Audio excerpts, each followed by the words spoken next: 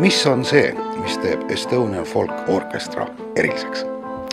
See on see kooslus, sest et tihti me teame, mis pillid orkestris mängivad, me teame, mis big bandis mängivad ja teame, mis sümfooniaorkestris mängivad. Aga siin on näiteks koos torupill, saksofon, viola da gamba, parmupill, eesti lõõts, akordion, viiul, viola, harf, mandoliin, ühesõnaga see on ootamatu kooslus. Just selline kooslus, nagu praegu tudengitel põhipillid on või lisapillid, sest kõik mängivad tavaliselt ka veel mingit lisapilli, kui õpitakse pärimusmuusikat, et ei ole ainult üks pill.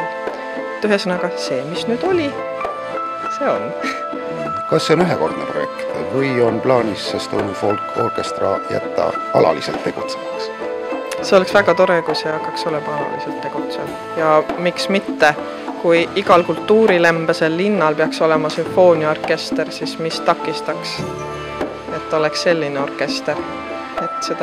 Sest momendil maailmas on kuidagi pärimusmuusikud ühinenud sellise,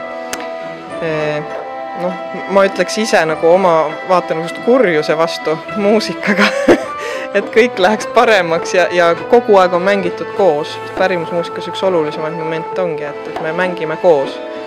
Kunagi mitte sunniviisiliselt, vaid see lihtsalt tuleb välja. Miks mitte siis mängida orkestris?